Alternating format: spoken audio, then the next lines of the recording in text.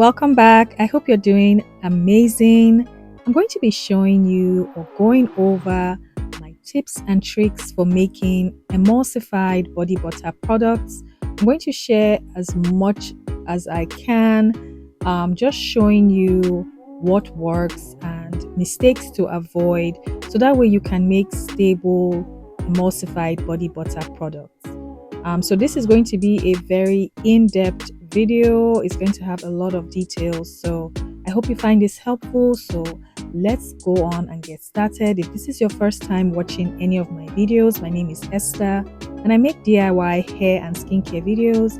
I also have my handmade skincare business online, as well as some online formulating classes and ebooks. I will have everything I mentioned linked in the description box. So let's jump right in.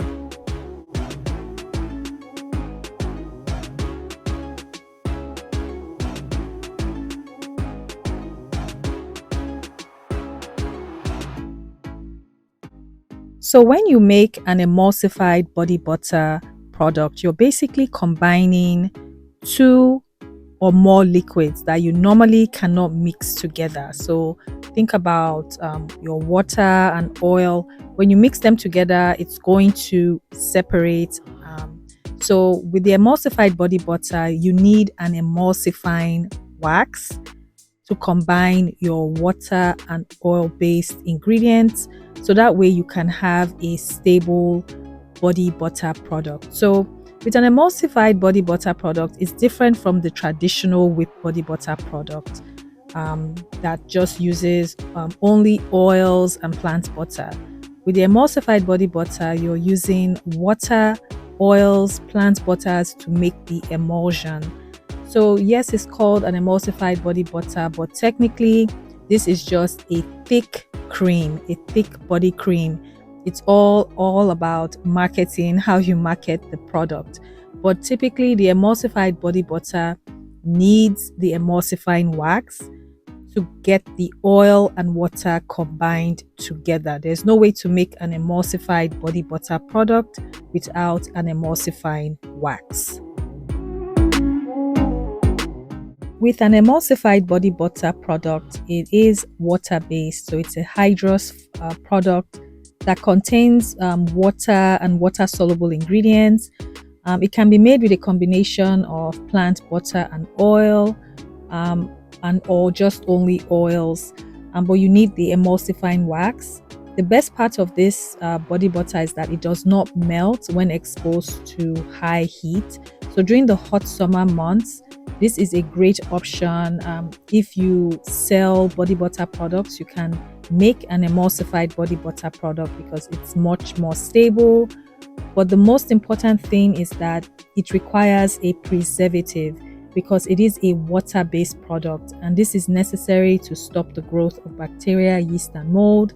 I will make sure I link all my preservative videos because the topic of preservatives is a really long one, so please check the description box for my preservative videos.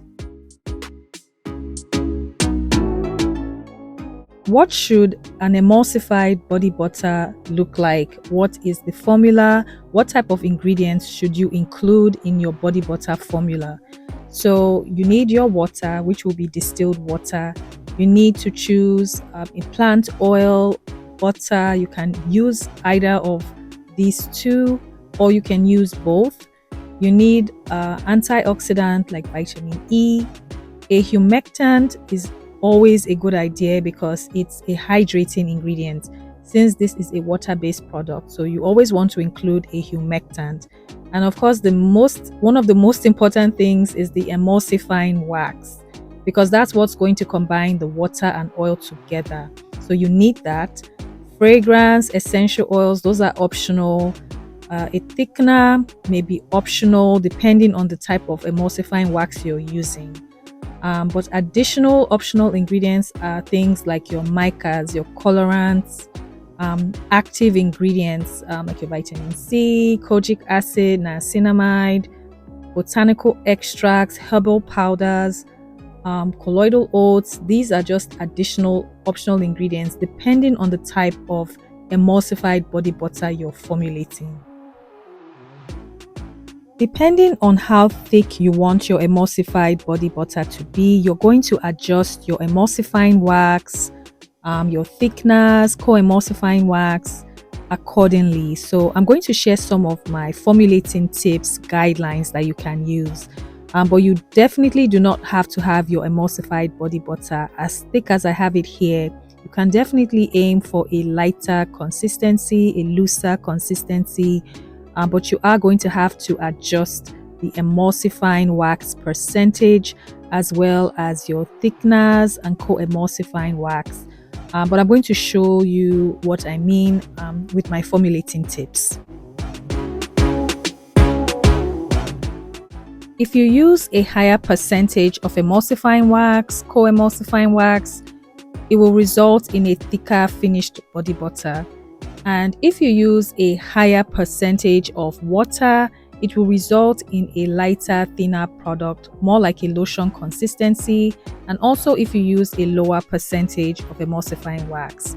And then using heavier oils like coconut oil, avocado oil, they may result in a slightly greasy product, not as greasy as a traditional body butter. So keep in mind, or keep that in mind, the type of oils you choose in the body butter formula.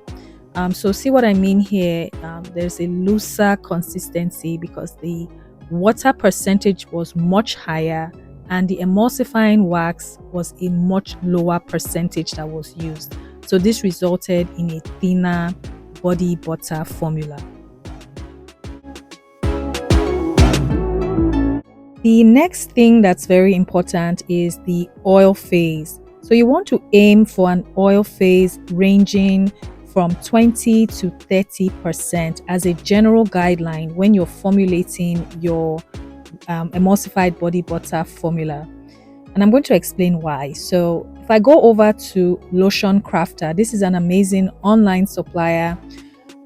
Let's go to the emulsifiers section.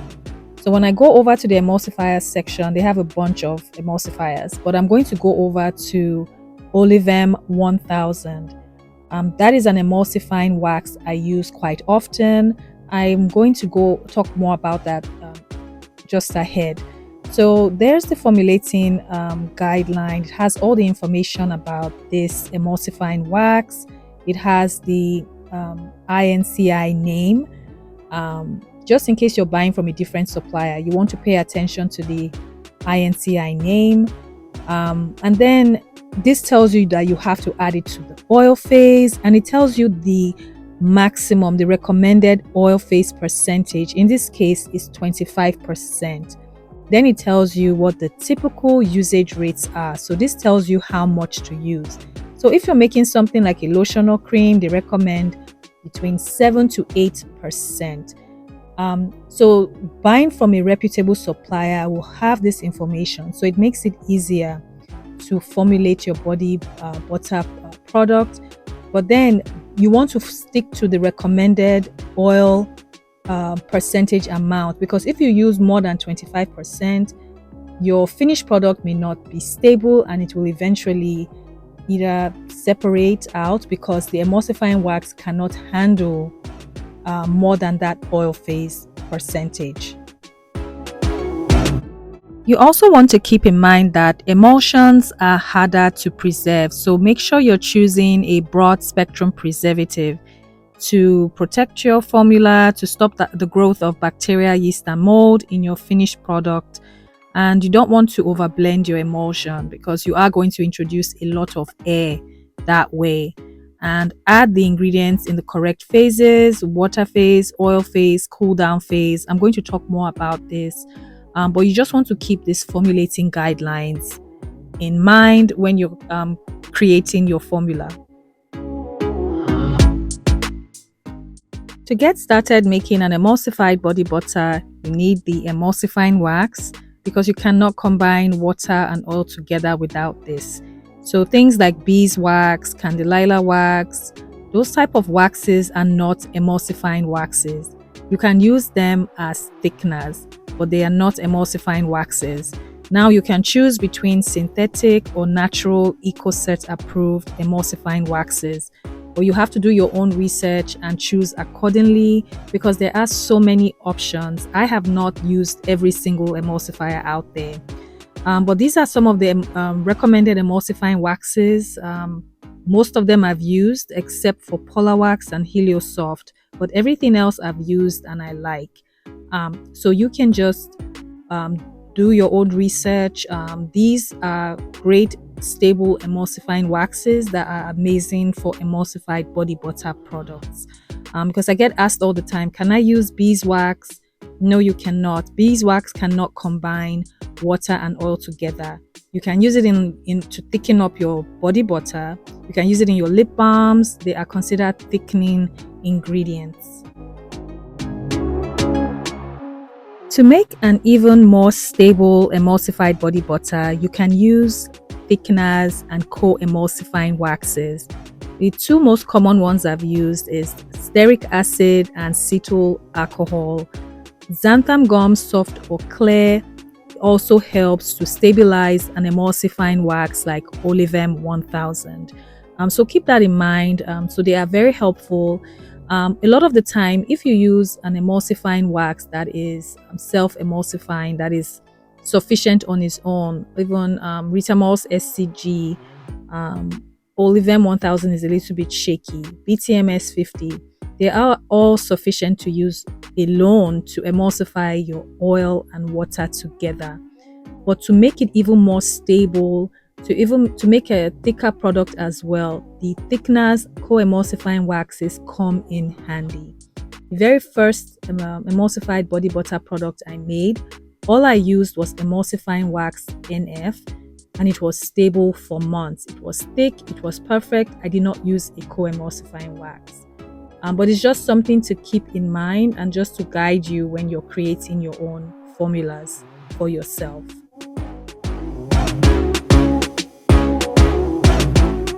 When you make an emulsion, you have different phases that the ingredients go in. So these are the common phases you're going to see a lot of the time when you talk about emulsions. You have your water phase, oil phase, and cool down phase. So the phases is basically where or when to add your ingredients. So your water phase, you're going to add all your water soluble ingredients that are not sensitive to heat. So your distilled water will go in there. Vegetable glycerin is not heat sensitive, so it can go either in the water phase or cool down phase. Your juices like your aloe vera juice, your hydrosols like rose hydrosol, lavender hydrosols, things like that can go in the water phase. Your oil phase will include all your oil soluble ingredients, your plant butters, your oils, your waxes, thickeners, emulsifying waxes, they will go in there. And then for your cool down phase, you're looking at your heat sensitive ingredients. So ingredients that can be destabilized by heat will go in the cool down phase after your emulsion has cooled down.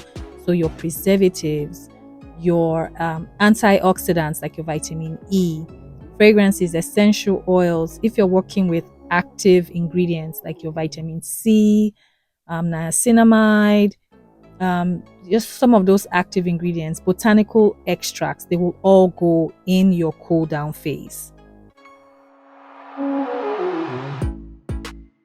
With the water phase, you're going to use your digital scale to weigh out all your water soluble ingredients. So use your digital scale, and you want to make sure that everything you're using, your jars, everything has been wiped down, everything has been sanitized. So you start off with weighing out your distilled water, and then you can add your humectant, which is vegetable glycerin in this example, and you can add that. If you're not using vegetable glycerin, that is fine. All you would do is weigh out your distilled water. And because you're going to be heating this up, in this case with this emulsion, you want to take note of the weight of your jar containing the water, glycerin. So you want to zero out your scale. And then when you zero out your scale, you're going to place the jar back on the scale to take note of the weight. Now, this is for emulsifying waxes that you have to heat up. There are other emulsifying waxes that do not require heating. But for this video, I'm only talking about waxes that require heating. So because you're going to lose water due to evaporation, you want to take note, write down the weight of your jar, including the water content, because you are going to be replacing the water loss. I'm going to talk more about this ahead, but make sure that you take note of the weight of your jar, write down the weight, and you're going to reference that weight later on in this body butter process. For the oil phase, you're going to weigh out all your oil-based ingredients, your plant oils, your plant butter, your emulsifying wax, co-emulsifying wax, thickeners. So this is the phase it's going to go into. It's not going to go in your water phase or cool down phase. It has to go in the oil phase. This just makes the whole process of making your emulsified body butter so much easier, just placing the ingredients in the correct phases. How long should you heat your water phase and oil phase? This can vary because depending on the ingredients you use, you want to consider the different melting points of the emulsifying waxes. But I always say, as a general rule, you can keep this temperature range in mind, 158 to 178 degrees Fahrenheit as a general guideline. Because if you look at an emulsifying wax like Olivem 1000, it has a melting point of around 158 degrees Fahrenheit. Ritamol say SCG is 178 degrees Fahrenheit. So they melt at different temperatures. So if I'm using Olivem 1000 in my formula, and I heat my do my heating process, and I get up to 160 degrees Fahrenheit, that is going to be perfectly fine for me, because the Olivem 1000, the wax would have completely melted down. So this is just a guideline. So just know your ingredients, know the melting points, so that way you're not heating excessively, but you're heating enough so that all your waxes can properly melt down and get to a good temperature, where when you combine your water and oil together, you can have a good emulsion. And you want to keep both jars within 10 degrees of each other. So most times both jars are not going to be identical at the same temperature. So you may have one jar, maybe your oil phase jar may be 160 degrees Fahrenheit, your water phase jar may be 150, 152. So they don't have to be exact, but you want to heat both jars to within 10 degrees Fahrenheit of each other. So after heating up the jars, it's time to combine the ingredients together. So after you've heated up your jars, now you want to start off by replacing the water that was lost due to evaporation. So you're just going to place your jar, your water phase jar, on your digital scale, and then you're going to take note of the weight, and then you're going to replace the water that was lost. So you're going to look at the number that you wrote down, and then whatever the difference is, you're going to replace that water loss with some more distilled water. So that is very important, because if not, your formula is going to be off if you don't replace the water lost during the heating process. You're going to continue by combining both phases together. So you're going to combine your oil phase and your water phase together. It's so much easier to add the water phase ingredients to the oil phase, because you're not going to have much left behind. Unlike if you add the oil phase to the water phase, you will have some oil residue left behind. Then you want to use your stick blender. This is a must. I always recommend getting a stick blender if you plan on making emulsions. So you want to blend for a few minutes at least.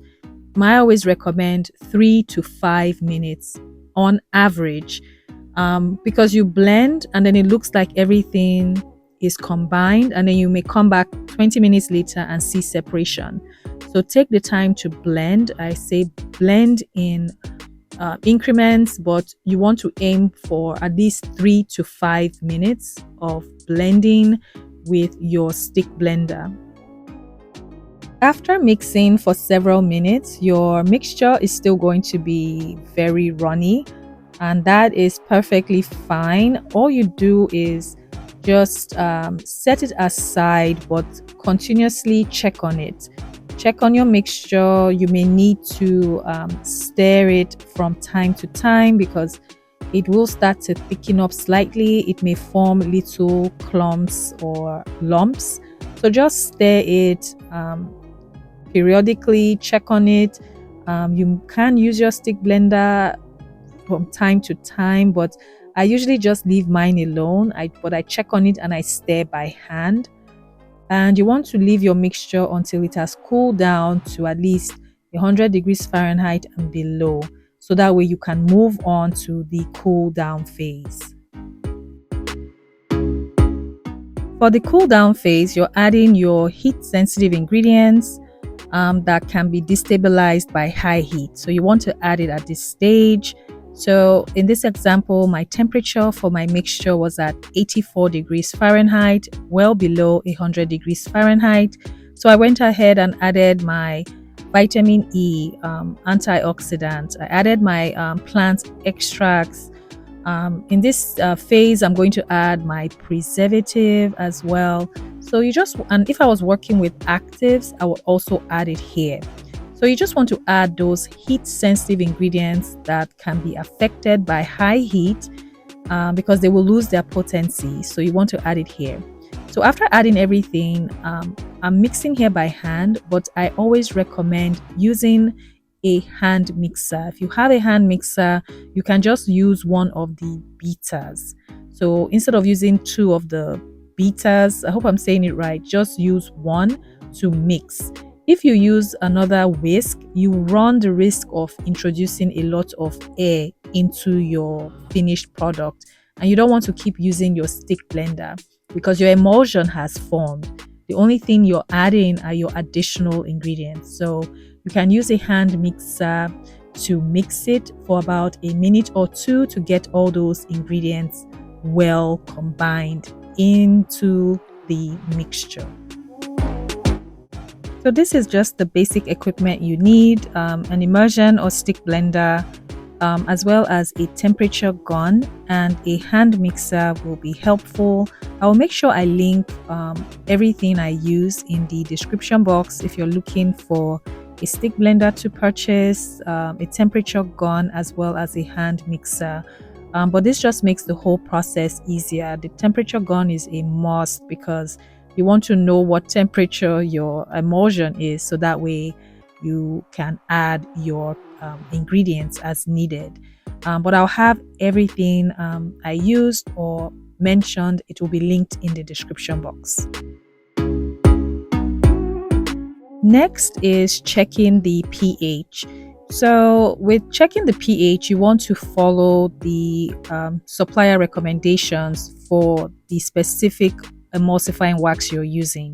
So for example, Ritamal's SCG, the supplier recommends a pH level in the finished product to be between 5 to 7.5. So if you plan on using that emulsifying wax, whenever you make your emulsified body butter, the finished pH needs to fall within that range of 5 to 7.5.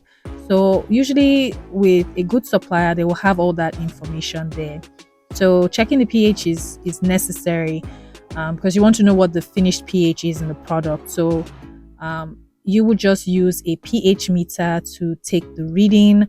pH strips are not the most accurate, so I always recommend using a pH meter. So you just weigh out about 2 grams of your mixture to about 18 grams of distilled water, and that comes to about 10% of product to 90% of water. And when you mix it, you can now use your pH meter to take the reading, and if you need to make any adjustments to the pH, then you would have to use pH adjusters. I don't want to make this video so long, but checking the pH is necessary. Here are some of my emulsified body butter formulas. I have included 3 formulas with 3 different emulsifying wax options. I will also link some of my previous emulsified body butter videos. They'll be linked in the description box if you want to see more of my process for making emulsified body butter products. And I also have my Patreon. If you want to check that out, it's linked in the description box. I have a Patreon where I post 2 exclusive videos every month that I don't share here on YouTube, and I also answer formulating questions. So if you want to support me that way, or also get your formulating journey jump started, if you have questions, you can also reach out to me on my Patreon, and it's linked in the description box.